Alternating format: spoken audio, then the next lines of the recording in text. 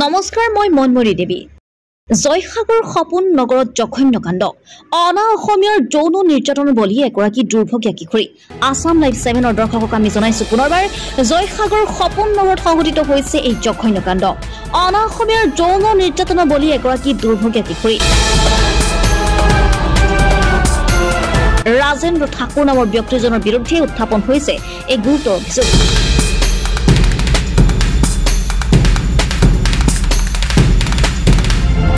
ঘটনাৰ সন্দৰ্ভত জয়সাগৰ আৰক্ষী ইতিমধ্যে ৰাজেন্দ্ৰ কুমাৰ ঠাকুৰক গ্ৰেপ্তাৰ কৰিছে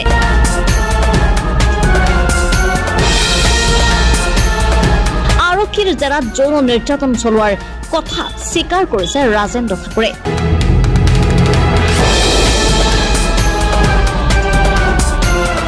25 ছেপ্টেম্বৰতে সংঘটিত হোৱা ঘটনাটো কালিহে আহিছে পোহৰলৈ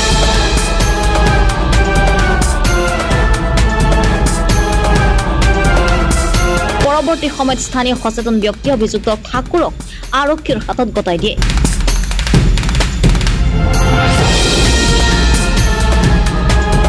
আৰক্ষীয়ে ৰাজেন্দ্ৰ ঠাকুৰৰ লগতে থকা গজেন্দ্ৰ ৰাজকো আটক কৰিছে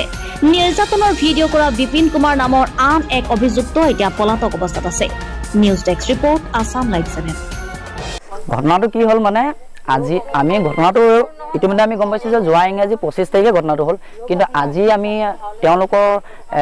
দুজন ব্যক্তিক আমি গম পালো যে 25 তাৰিখৰ দিনাখন জয়সাগৰ অঞ্চলত সপোন নগৰ ভাড়াতীয়া হিচাপে থকা আমাৰ জয়সাগৰ মেডিকেলৰ সন্মুখতে তেওঁ চলিকটাৰ দোকান আছে আৰু বিহাৰী সম্প্ৰদায়ৰ মানুহ ৰাজেন্দ্ৰ ঠাকুৰ বুলি গম পাইছো তেওঁৰ নাম তেওঁ কিন্তু এগৰাকী যুৱতী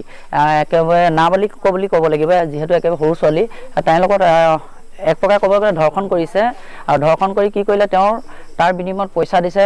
ইতিমধ্যে তেওঁ নিজে জনাইছে যে পিতৃক তেওঁ পইচা দিয়ে তাৰ বিনিময়ত 500 টকা দিছো বুলি কৈছে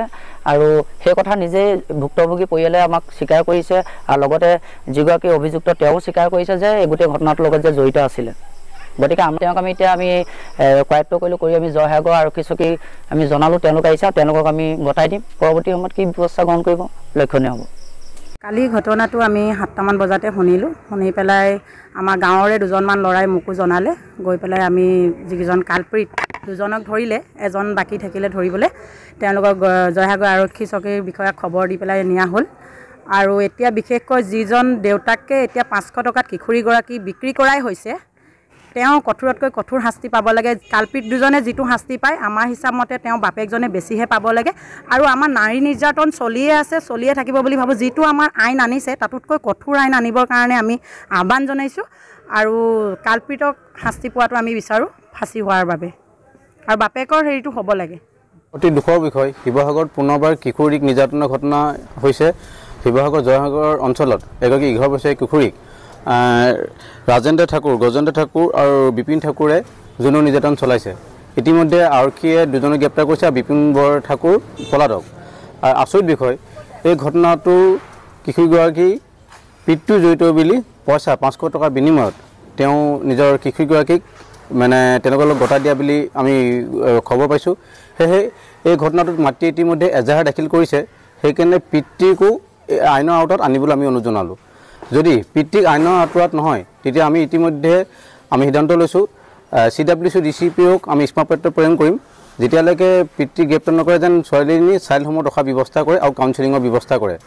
আৰু বিশেষকৈ এই ক্ষেত্ৰত ধন্যবাদ জ্ঞাপন কৰিব লাগিব সৰ্বাহী যুৱক ফজল ডাঙৰীয়া অৰূপ ডাঙৰীয়ালৈ তেওঁলোকৰ তত্ত্বাৱধানত গোটেই ঘটনাটো পোহৰলৈ আহিলে যিহেতু ঘটনাটো আমি যেতিয়া খবৰ পাইছোঁ কালি 25 তাৰিখৰ ঘটনা এই ঘটনাটো 25 তাৰিখৰ ঘটনা আৰু এনেকুৱা পৰ্যায়ে পাইছেগৈ চুলি কাটিব যাওঁতে তেওঁলোকৰ পৰা ফ্ৰীকৈ কাটিছে যুৱক দুই এজনে সুধিলে কি চুলি কিয় ফ্ৰীকৈ কাটিব লৈছে এনেকুৱা ঘটনা সেই যিকেইজন যুৱকে এই ঘটনাটো গাপ দিছিলে চুলি কাটিবলৈ যাওঁতে আৰক্ষী প্ৰশাসনে তেওঁলোকৰ ওপৰত তদন্ত আওতাত আনিব লাগে আৰু আইনৰ আওতাত আনিব লাগে কাৰণ